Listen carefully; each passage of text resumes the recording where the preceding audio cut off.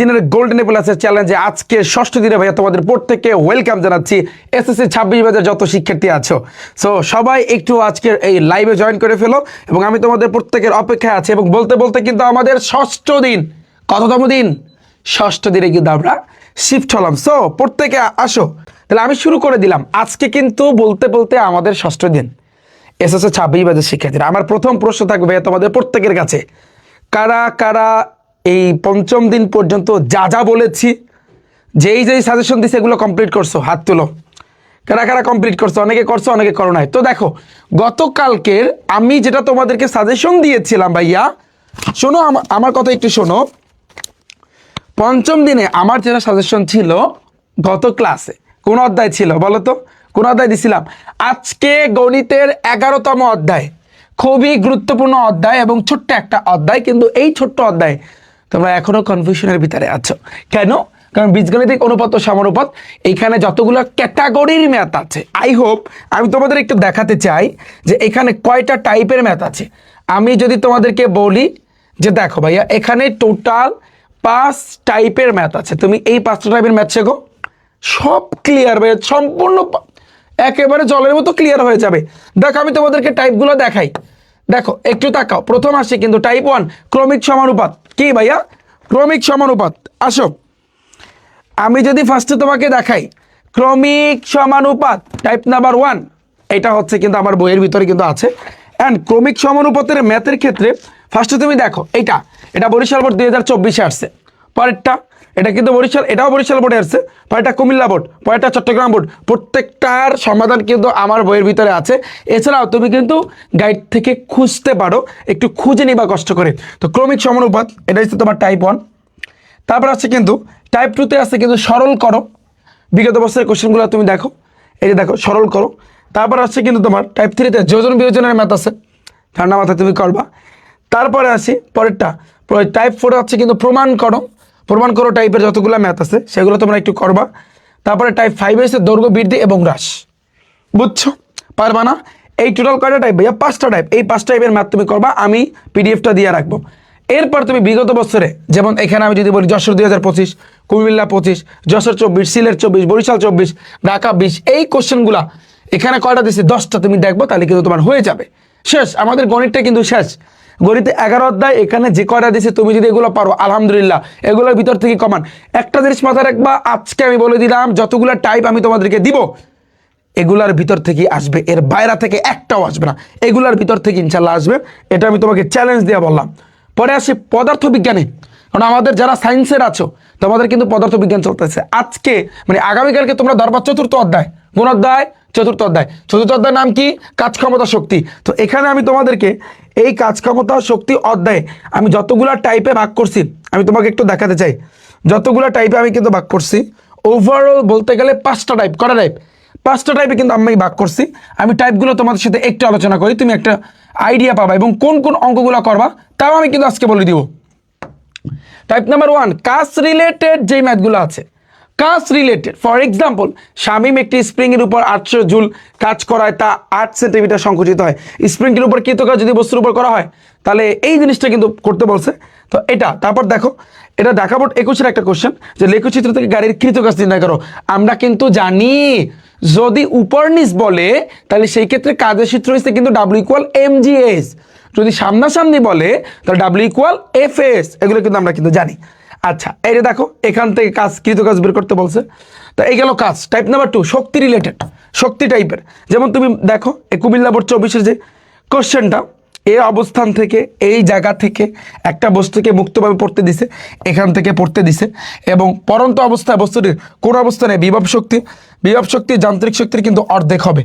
তো এটা কিন্তু আমাদেরকে বলছে, এটা কুমিল্লা বোর্ড ভাইয়া 24-এ কিন্তু আসছে। ইটস ভেরি সিম্পল, তোমরা একটু দেখে নিও। তো এই শক্তি টাইপের অনেকগুলা ম্যাথ আছে, তোমাদের এখান থেকে কিন্তু করতে হবে। তারপরে আসছে কিন্তু ভাইয়া, তারপরে আমি যদি 3 নাম্বার টাইপটা বলি, 3 নাম্বার টাইপটা হচ্ছে কিন্তু স্প্রিংয়ের বিভব শক্তি। কি শক্তি ভাইয়া?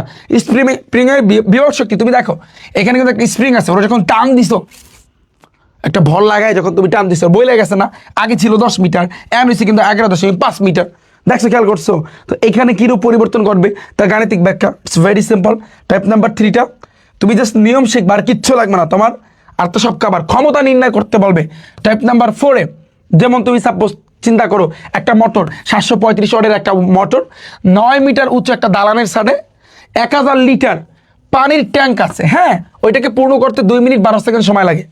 সেমভাবে একইভাবে 1470 ওয়াটের একটা মোটর, দ্বিতীয় একটা মোটর 15 মিটার উঁচু দালানের সাথে 3000 লিটার পানি পূর্ণ করতে 5 মিনিট 12 সেকেন্ড সময় লাগে। তাহলে উভয় ট্যাঙ্ক পূর্ণ হয়ে পানি পড়ে যায়। তাহলে এগুলার ক্ষেত্রে এখানে বলছে যে উভয় মোটর দ্বারা উঠানো অতিরিক্ত পানির পরিমাণ কি সমান হবে?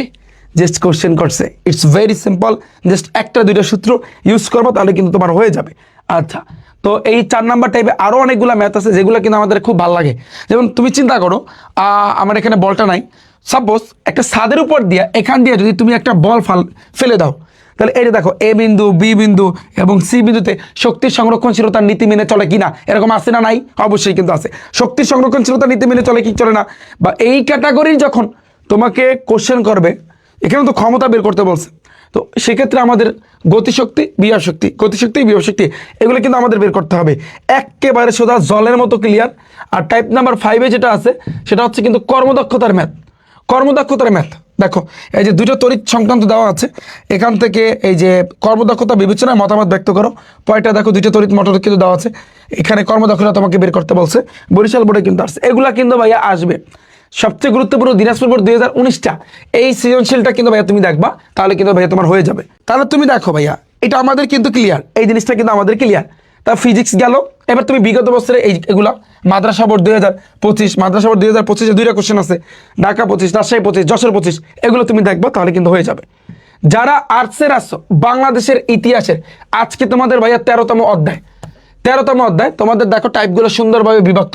1970 সালের নির্বাচন বা স্বাধীনতা আন্দোলনের গুরুত্ব, প্রত্যেকটা এই যে 25শে মার্চের গণহত্যা, মুক্তিযুদ্ধ স্বাধীনতা ঘোষণা, প্রত্যেকটা টাইপ পড়বা। আর বিগত বছরে এমসিকিউগুলো তুমি সমাধান করবা। ওকে, তো দেখো কতগুলো টাইপ, অনেকগুলো টাইপ, প্রায় 23টার মতো। তার মানে এই চ্যাপ্টারটা কিন্তু একটু বড়, কারণ বাংলাদেশের ইতিহাস এটা ভালো করে ভাইয়া তোমার পড়তে হবে।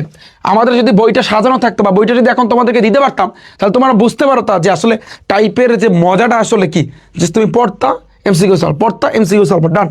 তারপর আসি হিসাব বিজ্ঞানে, যারা কমার্সের তোমাদের 9ম অধ্যায়, তো তোমাদের কিন্তু রেওয়া মিল চলতেছে। রেওয়া মিলের উপর কিন্তু শুভসের একটা ক্লাস আছে আমার ইউটিউব চ্যানেলে, একটু দেখো।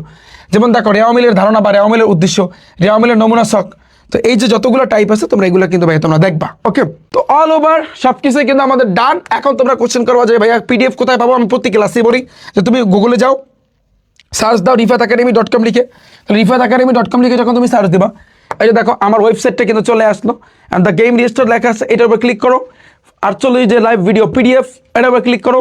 এখানে তুমি চাপ দাও, তাহলে অল পিডিএফ তুমি পেয়ে যাবা। দেখো এখানে 5 দিনের পিডিএফ আছে, কিছুক্ষণ পর দেখবা এখানে 6 দিনের পিডিএফ। আজকের ভিডিওটা কিন্তু আমরা অ্যাড করে দিয়েছি, বুঝছো? তো আর্টস কমার্সের যত শিক্ষার্থী আছো, তোমাদের জাবেদা বলো, রেওয়া মিল বলো, বা এই হিসাব বিজ্ঞানের অনেকগুলা ক্লাস আমাদের ইউটিউব চ্যানেল রিফাত একাডেমিতে কিন্তু আছে। শুভ স্যার কিন্তু এগুলো কমপ্লিট করে দিয়েছে, তোমরা চাইলে কিন্তু ক্লাসগুলো দেখে নিতে পারো। Thank you so much. তাহলে শোনো, তোমরা যারা যারা এখানে আছো, ভাই আমাকে একটু কমেন্ট সেকশনে জানাও তো লাস্ট মুহূর্তে যে তোমরা আদৌ কি কমপ্লিট করেছো। এই যে 5টা দিন চলে গেল, আদৌ কি কমপ্লিট করতে পারছো?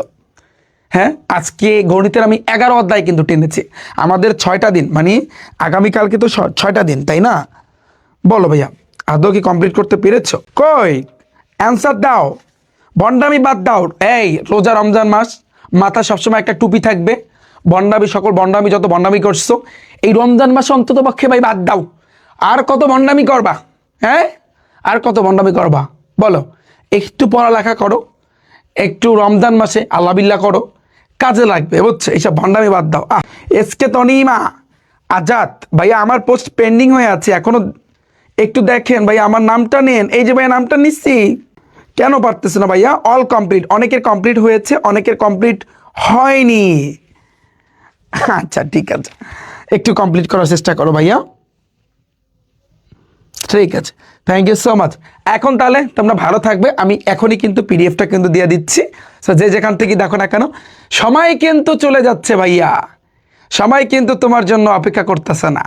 তো এটা মাথায় রেখে তারপর যা করার কইরো, ঠিক আছে? আমি সকল টাইপগুলো করতে বলতেছি না, আমি প্রত্যেক দিন আইসা বারবার একটা কথা বলতেছি, প্রত্যেকটা টাইপের নিয়ম তুমি টানা লাগলে মুখস্থ করে ফেলো। নিয়ম মুখস্থ করো ভাইয়া। কি মুখস্থ করবা?